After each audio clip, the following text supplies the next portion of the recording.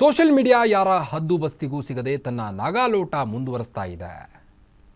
Social media ಯಾರ ಹದ್ದುಬಸ್ತಿಗೂ ಸಿಗದೆ ತನ್ನ ನಾಗಾಲೋಟವನ್ನು ಮುಂದುವರಿಸ್ತಾ ಇದೆ.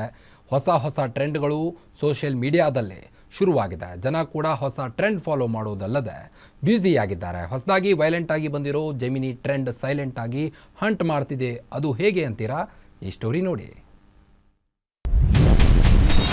ಜೆಮಿನಿ ಫೋಟೋ ಪ್ರಿಯರೇ ಎಚ್ಚರ.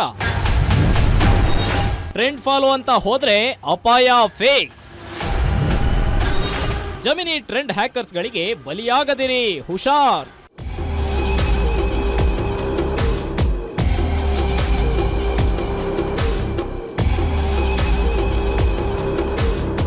ಕಳೆದ ಒಂದು ವಾರದಿಂದ ಮೊಬೈಲ್ ತೆರೆದ್ರೆ ಸಾಕು, ಎಲ್ಲಾ ಸ್ಟೋರಿ ಸ್ಟೇಟಸ್ನಲ್ಲಿ ಜೆಮಿನಿ ಫೋಟೋಗಳು ರಾರಾಜಿಸ್ತಿವೆ.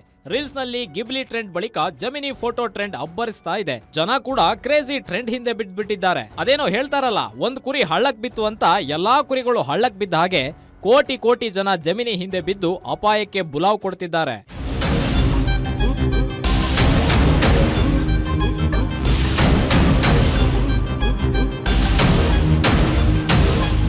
ಈ ಫೋಟೋ ಎಡಿಟಿಂಗ್ ಟ್ರೆಂಡ್ ಎಷ್ಟು ಅಪಾಯ ಅಂತ ತಿಳಿಯದೆ ಜನ ಈ ಟ್ರೆಂಡ್ ಹಿಂದೆ ಬಿದ್ದಿದ್ದಾರೆ. ಸದ್ಯ ಸೋಷಿಯಲ್ ಮೀಡಿಯಾದಲ್ಲಿ ಸದ್ದು ಮಾಡ್ತಾ ಇರೋ ಈ ಟ್ರೆಂಡ್ ಹ್ಯಾಕರ್ಸ್ ಗಳಿಗೆ ಮೃಷ್ಟಾನ್ನ ಇದ್ದ ಹಾಗೆ. ರೋಗಿ ಬಯಸಿದ್ದು ಹಾಲು ಅನ್ನ, ವೈದ್ಯ ಹೇಳಿದ್ದು ಹಾಲು ಅನ್ನ ಅಂದ ಹಾಗೆ ಹ್ಯಾಕರ್ಸ್ ಬಯಸಿದಂತೆ ವೈಯಕ್ತಿಕ ಫೋಟೋಗಳು ಅನಾಮಿಕ ಸರ್ವರ್ ನಲ್ಲಿ ಸೇವ್ ಆಗ್ತಾ ಇದೆ.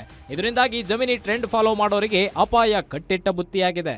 ಈ ಜೆಮಿನಿ ಇರ್ಬೋದು ಅಥವಾ ನಮ್ಮ ಓಪನ್ AI ಅಂತ ಪ್ಲಾಟ್ಫಾರ್ಮ್ಗಳೇನಿದೆ, ಅಲ್ಲಿ ನಾವು ನಮ್ಮ ಫೋಟೋಗ್ರಾಫ್ ಅಪ್ಲೋಡ್ ಮಾಡೋದ್ರಿಂದ ಆ ಒಂದು ಸಿಸ್ಟಮ್ನ ಬ್ರೀಚ್ ಮಾಡಿ ಆದರೂ ಹ್ಯಾಕ್ ಮಾಡಿದ್ರೆ ಅಂಥ ಡೇಟಾಗಳು ಸಿಗ್ಬೋದು.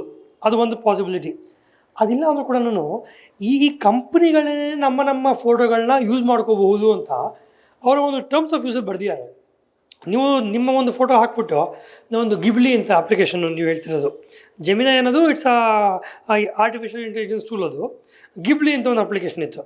ನಮ್ಮ ಫೋಟೋ ಹಾಕ್ತಿದ್ದಂಗೆ ಅದು ಕಾರ್ಟೂನಿಶ್ ಡಿಸೈನ್ ಮಾಡಿ ಕೊಡೋದು. ಅದು ಈ ಟ್ರೆಂಡ್ ನಿಂದಾಗಿ ವೈಯಕ್ತಿಕ ಫೋಟೋಗಳು ಅನಾಮಿಕರ ಕೈ ಸೇರುತ್ತಾ ಇದೆ. ವೈಯಕ್ತಿಕ ಫೋಟೋಗಳನ್ನ ಹ್ಯಾಕರ್ಸ್ಗಳು ಮಿಸ್ಯೂಸ್ ಮಾಡಿಕೊಳ್ಳುವ ಸಾಧ್ಯತೆ ಹೆಚ್ಚಾಗಿದೆ. ತಮ್ಮ ಮೊಬೈಲ್ ನಲ್ಲೇ ಬೆಚ್ಚಗೆ ಇರಬೇಕಾದ ಫೋಟೋಗಳು ಗೊತ್ತು ಗುರಿ ಇಲ್ಲದ ಸರ್ವರ್ ಸೇರೋದ್ರಿಂದ ಫೋಟೋಗಳನ್ನ ಬಳಸಿ ಮಾಫಿಂಗ್ ಅಥವಾ ಅಕೌಂಟ್ ಹ್ಯಾಕ್ಗೆ ಬಳಸಿಕೊಳ್ಳುವ ಸಾಧ್ಯತೆ ಇದೆ. ಇಷ್ಟೇ ಅಲ್ಲದೆ AI ತಂತ್ರಜ್ಞಾನ ಬಳಸಿ ಫೋಟೋಗಳನ್ನ ಅಶ್ಲೀಲ ವಿಡಿಯೋಗಳಾಗಿ ಮಾಡೋ ಸಾಧ್ಯತೆ ಇದೆ. ಮಾನಹಾನಿ ಕೃತ್ಯಗಳು ಒಂದೆಡೆಯಾದ್ರೆ ಫೋಟೋಗಳನ್ನ ಬಳಸಿ ಬ್ಯಾಂಕ್ ಅಕೌಂಟ್ ಹ್ಯಾಕ್ ಮಾಡಿ ಹಣ ಕದಿಯುವ ಸಾಧ್ಯತೆಯೂ ಹೆಚ್ಚಾಗಿದೆ.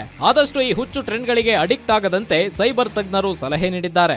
ನಮ್ಮ ಮುಂದಕ್ಕೆ ಯಾವುದೇ ಪರ್ಮಿಷನ್ ಇಲ್ದಲೇ ಆ ಒಂದು ಪ್ಲಾಟ್ಫಾರ್ಮು ಯಾವ ಪರ್ಪಸ್ ಬೇಕೋ ಯೂಸ್ ಮಾಡ್ಕೋಬೋದು ಅಂತ ಆ ಯೂಸ್ ಆಫ್ ಟರ್ಮ್ಸಲ್ಲಿ ಟರ್ಮ್ಸ್ ಆಫ್ ಯೂಸಲ್ಲಿ ಬರೆದಿದ್ದಾರೆ. ದಟ್ ಮೀನ್ಸ್ ನೀವು ನಿಮ್ಮ ಫೋಟೋಗ್ರಾಫ್ನ ನೀವೇನೇ ಇನ್ನೊಬ್ರು ಕೊಟ್ಬಿಟ್ಟು ಏನು ಬೇಕೋ ಮಾಡ್ಕೊಳ್ಳಪ್ಪ ಅಂತ ಹೇಳ್ತಿರುವಂಥ ಒಂದು ಪ್ರಕ್ರಿಯೆ ಅದು. ಸೊ ನೀವು ಅಷ್ಟು ಕೇರ್ಲೆಸ್ ಆಗಿದ್ದೀರಾ ಅಂತ ಕೇಳಿದ್ರೆ ಯಾರೂ ತಡೆಗಟ್ಟಲಿಕ್ಕೆ ಆಗೋದಿಲ್ಲ. ಸೋಷಿಯಲ್ ಮೀಡಿಯಾ ಯೂಸ್ ಮಾಡಿಕೊಂಡು ಒಂದು ಆನ್ಲೈನ್ ಪ್ಲ್ಯಾಟ್ಫಾರ್ಮ್ ಯೂಸ್ ಮಾಡಿಕೊಂಡು ಅದಕ್ಕೊಂದು ಜವಾಬ್ದಾರಿ ಇರಬೇಕಿರುತ್ತೆ. ಆ ಜವಾಬ್ದಾರಿ ಇಟ್ಕೊಂಡು ನೀವು ಯೂಸ್ ಮಾಡಿದ್ರೆ you can play some degree of safe. ಅದೇನೂ ಇಲ್ಲ, ನಂಗೆ ಬರೀ ಟ್ರೆಂಡಿಂಗ್ ಆಗಿರಬೇಕು, ನಾನು ಇವತ್ತು ಫೋಟೋ ಹಾಕ್ತೀನಿ, ಒಂದು ಕಾರ್ಟೂನ್ ಬರುತ್ತೆ, ನಾನು ಸೋಷಿಯಲ್ ಮೀಡಿಯಾ ಆಗೋಬೇಕು, ಲೈಕ್ಸು ಕಾಮೆಂಟ್ ತೊಗೋಬೇಕು ಅಂತ ಕೇಳಿದ್ರೆ ನಿಮ್ಗೆ ಇವತ್ತಿನ ಲೈಕ್ಸು ಕಾಮೆಂಟ್ ಸಿಗುತ್ತೆ, ಬಟ್ ನಾಳೆ ದಿನ ನಿಮ್ಮ ಡೇಟಾ ಇಟ್ಕೊಂಡು ಯಾರು ಏನು ಮಾಡ್ತಾರೆ ಅಂತ ಹೇಳಿ ಬರೋದು. ಒಟ್ನಲ್ಲಿ ಸೋಷಿಯಲ್ ಮೀಡಿಯಾ ಅನ್ನೋದು ಓಡೋ ಕುದುರೆ ರೀತಿ. ಆದ್ರೆ ಅದನ್ನ ಕಂಟ್ರೋಲ್ ಮಾಡಬೇಕಾದ ಜಾಕಿಗಳು ಅಂದ್ರೆ ಯೂಸರ್ಸ್. ಕಣ್ಣಿಗೆ ಬಟ್ಟೆ ಕಟ್ಕೊಂಡು ಕುರುಡಾಗಿ ದಾರಿ ತಪ್ಪುತ್ತಿರೋದು ವಿಪರ್ಯಾಸವೇ ಸರಿ. Charan Moodbidri, metro bureau, guarantee news.